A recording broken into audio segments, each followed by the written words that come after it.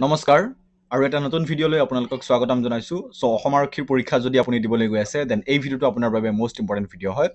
আমি কন্টিনিউয়াছলি প্ৰিপাৰেচন কৰি গৈ আছো এণ্ড লাখছ অফ ষ্টুডেণ্ট আমাৰ লগত প্ৰিপাৰেচন কৰি আছে এণ্ড আপোনালোকৰ মাজৰ পৰা বহুতে আমাক কমেণ্ট কৰি আছে যে ছাৰ মক টেষ্ট ক'ত পাম মক টেষ্ট দিয়ক সো মক টেষ্ট আমি প্ৰিপেয়াৰ কৰি আছো আপোনালোকক ফৰ্মেটত আমি মক টেষ্ট ৰেডি কৰি আছো okay so not tension mock test পাই যাব বাট ভিডিঅ' আপোনালোকে শেষলৈকে চাব এইসমূহ ভিডিঅ'টো আমি মোস্ট ইম্পৰ্টেণ্ট কুৱেশ্যনসমূহ প্ৰভাইড কৰি গৈ থাকোঁ ঠিক আছে সো বেছি দেৰি নকৰি আহক ভিডিঅ'টো আৰম্ভ কৰোঁ ইম্পৰ্টেণ্ট প্ৰশ্ন আপোনালোকক দিম আজিৰ ভিডিঅ'ত সো আহক আমি ভিডিঅ' আৰম্ভ কৰোঁ প্ৰথম প্ৰশ্ন চাওক আৰু আপোনালোকক যিটো প্ৰশ্ন সুধাব তাৰ উত্তৰ দিয়াৰ নিশ্চয় চেষ্টা কৰিব ঠিক আছে প্ৰথম প্ৰশ্ন ইয়াত সুধিছে আপোনাৰ সন্মুখত কি চাওক যে in which year was the Bodo Sahitya Sabha found most important এটা প্ৰশ্ন হয়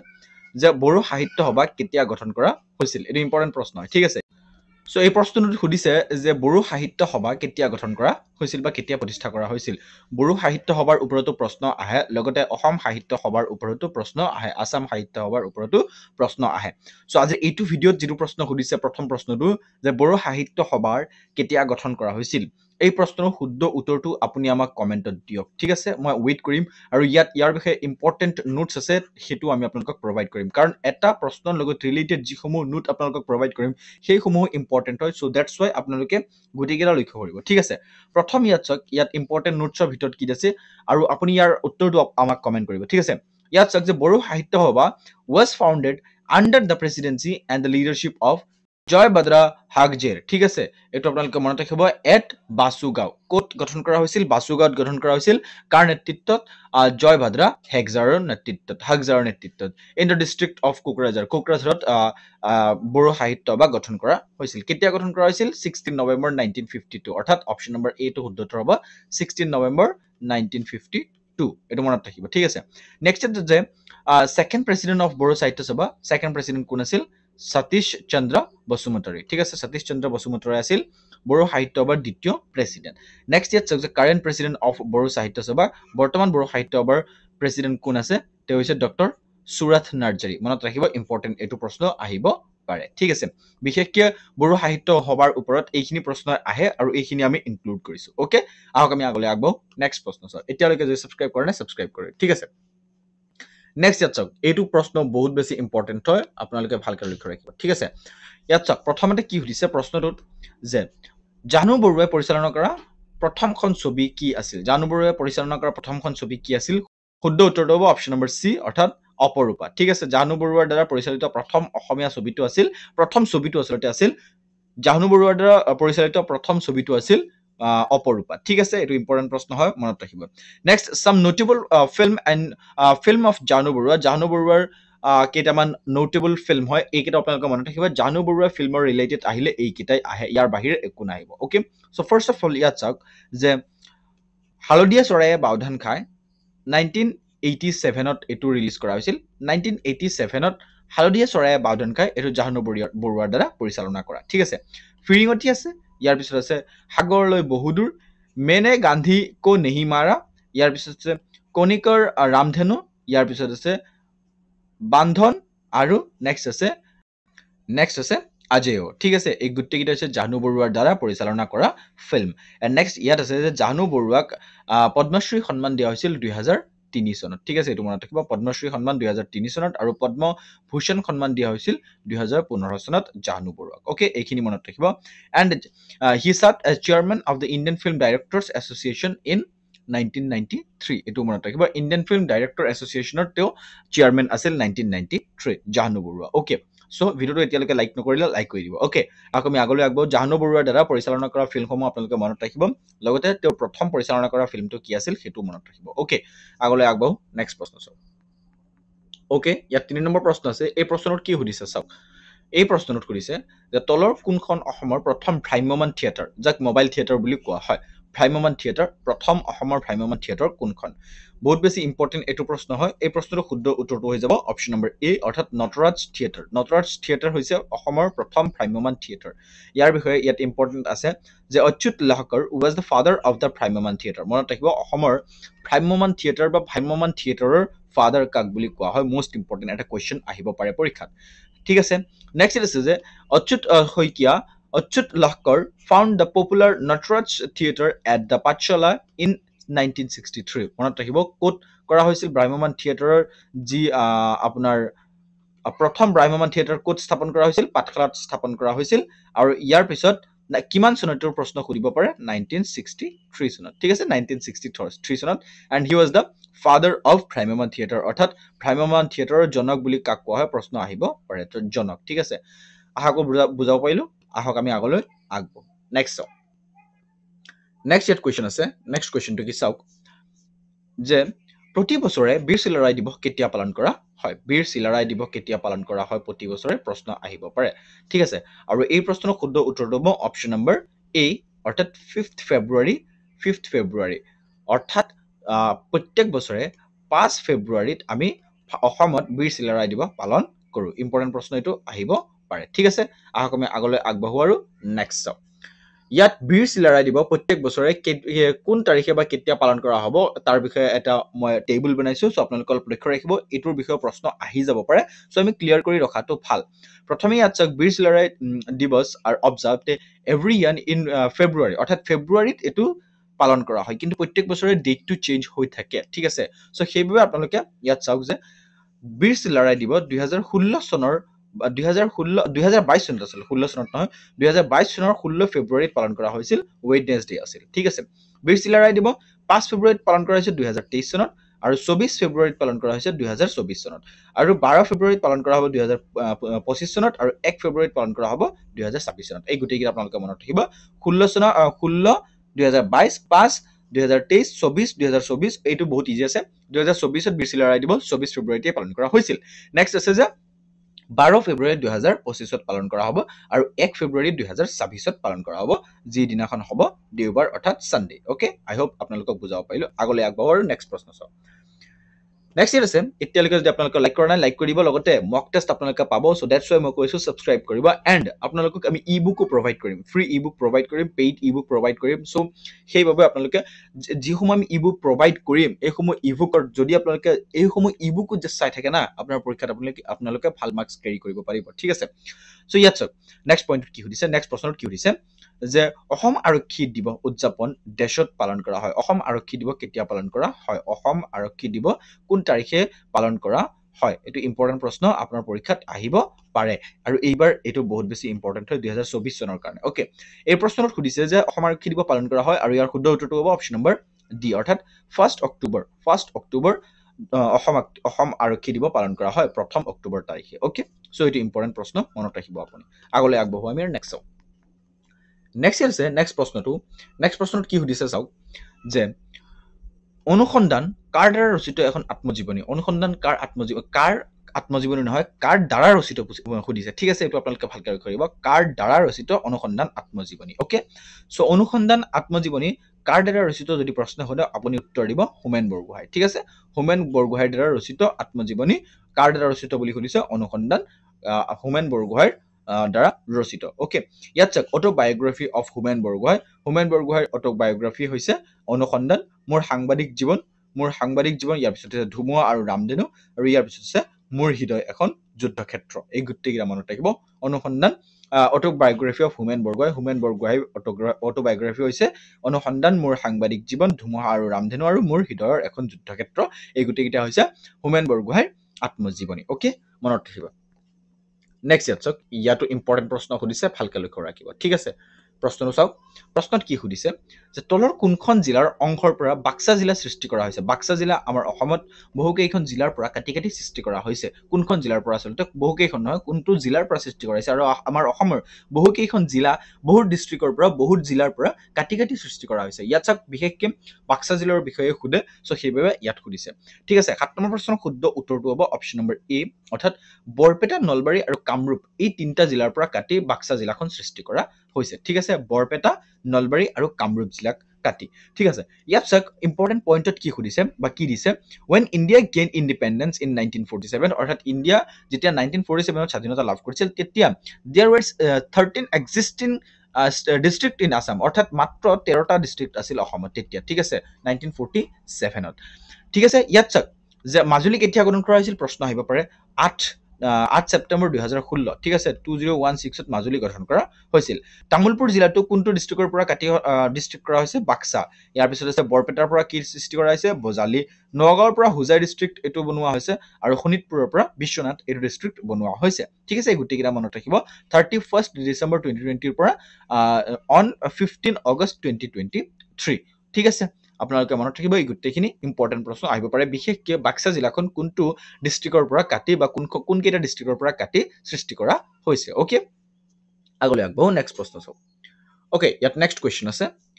নেক্সট কোৱেশ্চন কি আছে যে ৰামায়ণৰ প্ৰথম অসমীয়া অনুবাদ কোনে কৰিছিল ৰামায়ণৰ প্ৰথম অসমীয়া অনুবাদ কোনে কৰিছিল প্ৰশ্ন খুদিছে এটো মাধৱ কন্দলীয়া কৰিছিল মনত ৰাখিব মাধৱ কন্দলীয়া ৰামায়ণৰ প্ৰথম অনুবাদ কৰিছিল এটো ইম্পৰ্টেন্ট প্ৰশ্ন আপোনাৰ পৰীক্ষাত আহিব পাৰে ঠিক আছে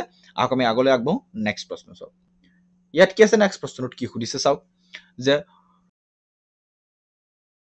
which Ahom king created the Borborua and Borfukon post কোন আহোম ৰজাই বৰবৰুৱা আৰু বৰফুকন পদৰ সৃষ্টি কৰিছিল মোস্ট ইম্পৰ্টেন্ট হয় আচ্ছা ইয়াত আহোমৰ বিষয়ে আহিছে আহোমৰ বিষয়ে আমি ডিটেইল ডেডিকেটেড ভিডিওত পঢ়িম ঠিক আছে ডেডিকেটেড ভিডিওত আমি আহোমৰ বিষয়ে পঢ়িম বাট ইয়াত ইম্পৰ্টেন্ট আপোনালোকে মনত ৰাখিব যে আহোম কেতিয়া অসমত আহিছিল 1928 চনত এটো সকলোৱে জানে ঠিক আছে 1228 খ্ৰীষ্টাব্দত সৰি 19 নহয় 1200 ঠিক আছে 1228 চনত আপোনালোকে ক'ব যে 19 কি কৈ দিছো আসলতে ফ্লোট ওলাই যায় সো 1228 ত আহোম অসমত আহিছিল and 1253 ত আহোমে ৰাজধানী পাতিছিল ক'ত পাতিছিল চৰাইদেউত ঠিক আছে চৰাইদেউত আহোমে ৰাজধানী পাতিছিল প্ৰথমে আহি স্থায়ী ৰাজধানী ওকে ইয়াত চক এই প্ৰশ্নটো কি দিছে যে আহোমৰ কোনজন ৰজাই বৰবৰুৱা আৰু বৰফুকন পদৰ সৃষ্টি কৰিছিল এই প্ৰশ্নৰ শুদ্ধ উত্তৰটো হ'ব অপচন নম্বৰ এ অৰ্থাৎ প্ৰতাপ সিংহ মনত ৰাখিব প্ৰতাপ সিংহই আহোমৰ বৰবৰুৱা আৰু বৰফুকন পদৰ সৃষ্টি কৰিছিল ওকে নেক্সট ইয়াত চাওক ইয়াত আহোমৰ বিষয়ে আৰু অলপ ডিটেইল দিয়া আছে এইখিনি পঢ়িলে আপুনি আৰু অলপ আভাস পাই যাব ঠিক আছে জাস্ট ওয়েট মই দি আছো আপোনালোকক প্ৰথমতে ইয়াত এইটো লাইনত কি খুদিছে চাওক কি কৈছে যে সুচেংফা প্ৰতাপ সিংহ বুঢ়া ৰজা আৰু বৰ্ধিত স্বৰ্গ নাৰায়ণ নামেৰেও জনা যায় চাওক সুচেংফা প্ৰতাপ সিংহ জনা যায় বুঢ়া ৰজা বুলিও জনা যায় আৰু স্বৰ্গ নাৰায়ণ নামেৰেও জনা যায় মোস্ট ইম্পৰ্টেন্ট হয় এইটো মনত ৰাখিব ঠিক আছে ইয়াৰ পিছত চাওক যে হাতী চিকাৰৰ প্ৰতি থকা আকৰ্ষণৰ বাবে তেওঁ বৃহৎ সংখ্যক হাতীৰ মালিক হৈ গজপতি উপাধি অৰ্জন কৰিছিল ঠিক আছে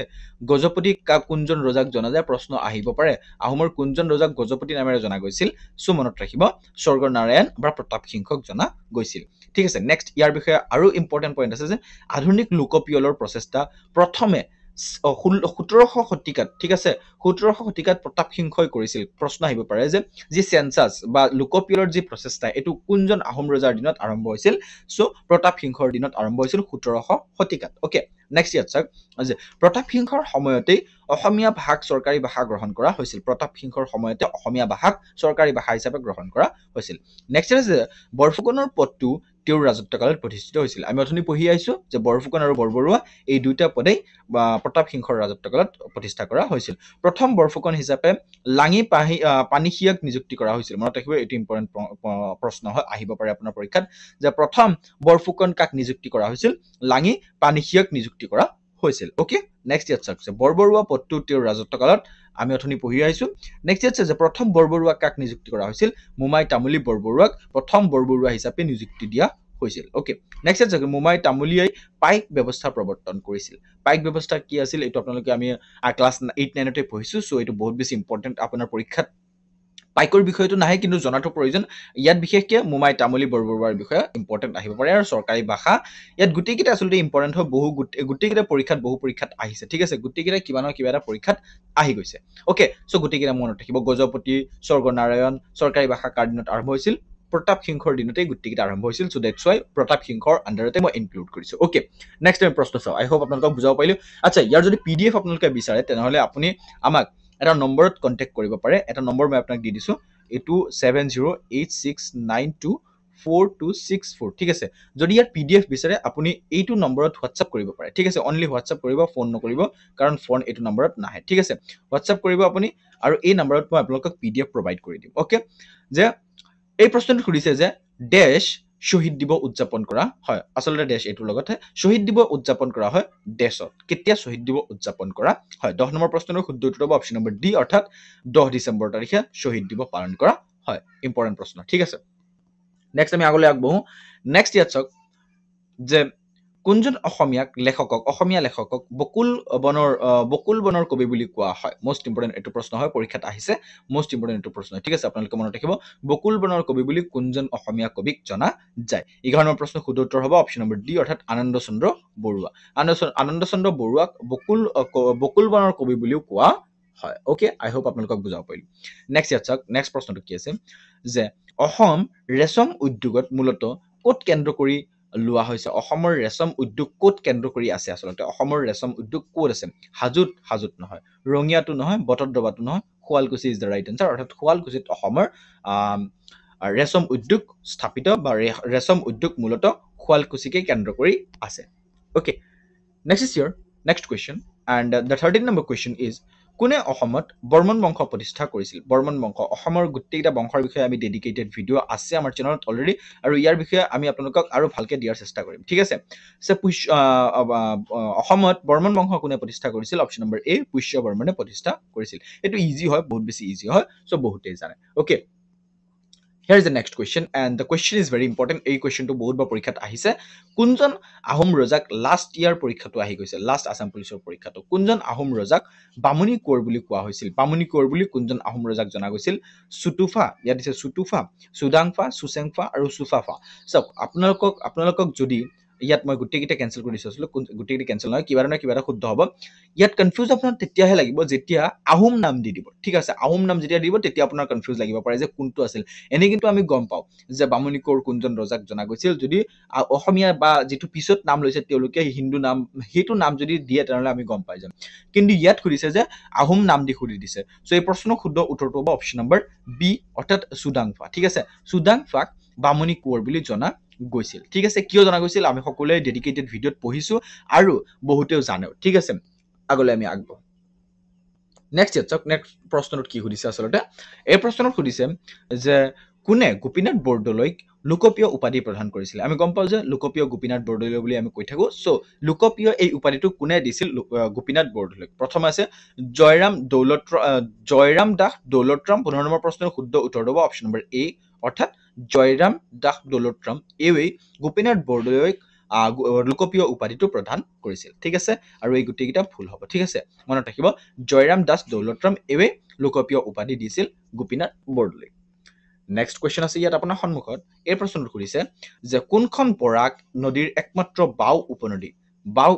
ধৰি লওক এইটো বৰাক নদী হয় বৰাক নদীৰ বাও উপনদী বুলি সুধিছে এইটো আপোনাৰ সু কিনাৰ হৈ যাব এইটো বাও কিনাৰ হৈ যাব চ' বাও উপনদী বুলি কোনটো জেগা সুধিছে আচলতে ঠিক আছে কোনটো নদী সুধিছে বাও উপনদী ওকে বৰাক নদীৰ একমাত্ৰ বাও উপনদী একমাত্ৰই আৰু এইটোৱে একমাত্ৰ বাও উপনদী এই প্ৰশ্নৰ শুদ্ধ উত্তৰটো হ'ব অপশ্যন নম্বৰ চি অৰ্থাৎ সোনাই নদী মনত ৰাখিব সোনাই উপনদী এইটো হৈছে সোনাই ৰিভাৰ এইটো হৈছে বৰাক নদীৰ একমাত্ৰ বাও উপনদী আই হোপ আপোনালোকক বুজাব পাৰিলো ঠিক আছে মনত ৰাখিব নেক্সট ইজ ইয়োৰ আৰু এই প্ৰশ্নত কি সুধিছে চাওক এই প্ৰশ্নত সুধিছে যে সাহিত্য সভাৰ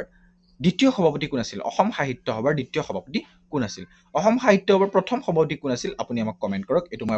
আপোনালোকৰ কাৰণে ৰাখিছো ঠিক আছে আপুনি আমাক কমেণ্ট কৰক যে অসম সাহিত্য সভাৰ প্ৰথম সভাপতি কোন আছিল অসম সাহিত্য সভা কেতিয়া গঠন কৰা হৈছিল 1917 এইটো মনত ৰাখিব প্ৰথম অধিৱেশন হৈছিল শিৱসাগৰত ঠিক আছে প্ৰথম অধিৱেশন ক'ত হৈছিল প্ৰশ্ন আহিব পাৰে শিৱসাগৰত প্ৰথম অধিৱেশন হৈছিল অসম সাহিত্য সভাৰ আৰু 1917 গঠন কৰা হৈছিল প্ৰথম অসম সাহিত্য সভাৰ সভাপতি কোন আছিল কমেণ্ট কৰিব এই প্ৰশ্নত সুধিছে যে অসম সাহিত্য সভাৰ দ্বিতীয় সভাপতি কোন আছিল প্ৰথমটো সকলোৱে জানে কিন্তু দ্বিতীয়টো কনফিউজ লাগিব পাৰে ঠিক আছে আৰু সেইভাবে প্ৰশ্নত ইনক্লুড কৰা হৈছে দ্বিতীয় সভাপতি আছিল অপশ্যন নম্বৰ বি অৰ্থাৎ চন্দ্ৰধৰ বৰুৱা মনত ৰাখিব চন্দ্ৰধৰ বৰুৱা আছিল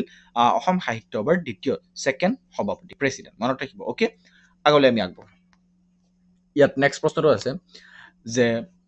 আহোম যুগত কিমানজন ৰজা আছিল চাওক এইটো অলপ কনফিউজিং কুৱেশ্যন হয় বহুত মতামত দিব পাৰে কিন্তু এপ্ৰক্স আহোম যুগত কিমানজন ৰজা আছিল আৰু এই প্ৰশ্নটো আহিবৰ সম্ভাৱনা আছে বিকজ চাওক আহোমৰ বিষয়ে আমি সকলোৱে কম বেছি ডিটেইল অলপ চলপ এইফাল সিফাল কৰি জানো বাট অলপ ভিতৰুৱা প্ৰশ্নসমূহ দিয়াৰ সম্ভাৱনা বেছি থাকে ঠিক আছে চ' এই প্ৰশ্নত কি সুধিছে যে আহোম যুগত কিমানজন ৰজা আছিল টোটেল আহোম যুগত কিমানজন ৰজা আছিল শুদ্ধ উত্তৰ হ'ব অপশ্যন নম্বৰ বি প্ৰায় 41 প্ৰায় 41 জন ৰজা আহোম যুগত আছিল সো এটো ইম্পৰ্টেন্ট প্ৰশ্ন আপোনাৰ পৰীক্ষাত আহিব পাৰে লক্ষ্য ৰাখিব নেক্সট ইয়াত চাওক নেক্সট প্ৰশ্ন সুধিছে যে কোন চনত কাজিৰঙাক ইউনেস্কোৰ এটা বিশ্ব ঐতিহ্য ক্ষেত্ৰ স্থান হিচাপে ঘোষণা কৰা হৈছিল অসমত দুখন বিশ্ব ঐতিহ্য ক্ষেত্ৰ স্থান আছে ৰাষ্ট্ৰীয় উদ্যান দুখন ঠিক আছে এটা হৈছে কাজিৰঙা আৰু আনটো হৈছে কি মানাহ ঠিক আছে আনটো হৈছে কি মানাহ ৰাষ্ট্ৰীয় উদ্যানক কেতিয়া বিশ্ব ঐতিহ্য ক্ষেত্ৰ স্থান হিচাপে ঘোষণা কৰা হৈছিল প্ৰশ্ন আহিব পাৰে কাজিৰঙাক আৰু মানাহক একে বছৰতে অৰ্থাৎ ইয়াত প্ৰশ্নৰ যি উত্তৰটো হ'ব অপশ্যন নম্বৰ বি 1985 মানাহ আৰু কাজিৰঙাক একে বছৰতে বিশ্ব ঐতিহ্য ক্ষেত্ৰ স্থান হিচাপে ঘোষণা কৰা হৈছিল ইয়াত আহিব পাৰে যে কাজিৰঙা ৰাষ্ট্ৰীয় উদ্যান বুলি দিছে কাজিৰঙা কেতিয়া অৰ্থাৎ কাজিৰঙা এটা ৰাষ্ট্ৰীয় উদ্যান হয় ৰাষ্ট্ৰীয় উদ্যানৰ বিষয়ে যদি প্ৰশ্ন আহে মই আপোনালোকক আৰু এটা ইম্পৰ্টেণ্ট প্ৰশ্ন কৈ দিওঁ যে ভাৰতৰ আটাইতকৈ ডাঙৰ ৰাষ্ট্ৰীয় উদ্যান কোনখন ইম্পৰ্টেণ্ট প্ৰশ্ন আহিব পাৰে ঠিক আছে ভাৰতৰ আটাইতকৈ ডাঙৰ ৰাষ্ট্ৰীয় উদ্যানখনৰ নাম হৈছে জিম কাৰ্বেট আপোনালোকে মনত ৰাখিব জিম কাৰ্বেট ৰাষ্ট্ৰীয় উদ্যান এইটো হৈছে ভাৰতৰ আটাইতকৈ ডাঙৰ ৰাষ্ট্ৰীয় উদ্যান ঠিক আছে ইম্পৰ্টেণ্ট প্ৰশ্ন পৰীক্ষাত আহিব পাৰে ওকে আমি আগলৈ আগবাঢ়ো নেক্সট প্ৰশ্ন চাওঁ Okay, here is the next question and this is the last question of this video. Number বন্যপ্ৰাণী অভয়াৰণ্য কোনখন জিলাত অৱস্থিত নম্বৰ আমি নাম শুনিছো কিন্তু কোনখন জিলাত অৱস্থিত সেইটো গম নাপাও ঠিক আছে নম্বৰ বন্যপ্ৰাণী অভয়াৰণ্য কোনখন জিলাত অৱস্থিত আৰু এই প্ৰশ্নৰ শুদ্ধ উত্তৰটো কোনটো হ'ব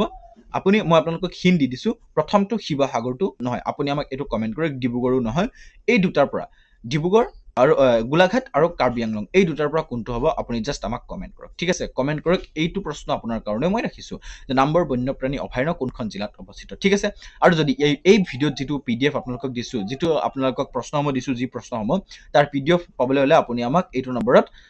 কন্টেক্ট কৰিব পাৰে সো আমি তাৰ পিডিএফ আপোনালোকক প্ৰভাইড কৰি দি দিম অনলি হোৱাটসএপ কৰিব ফোন নকৰিব ওকে আই হোপ আজিৰ এইটো ভিডিঅ'ত আমি আপোনালোকক কিবা নতুন প্ৰশ্ন দিব পাৰিছো আৰু যিসমূহ প্ৰশ্ন দিছো মোষ্ট ইম্পৰ্টেণ্ট হয় থ্যাংক ইউ সো মাচ এই ভিডিঅ'টো ইমানখিনিলৈ চোৱাৰ বাবে আপোনালোকৰ লগত আকৌ লগ পাম আৰু এটা ইম্পৰ্টেণ্ট ভিডিঅ'তে তেতিয়ালৈকে আপুনি আমাৰ লগত জড়িত থাকক সাবস্ক্ৰাইব নকৰিলে সাবস্ক্ৰাইব কৰক আৰু মক টেষ্ট আহি আছে ধন্যবাদ ভিডিঅ'টো এইখিনিলৈ চোৱাৰ বাবে আকৌ আপোনালোকক লগ পাম জয় আই অসম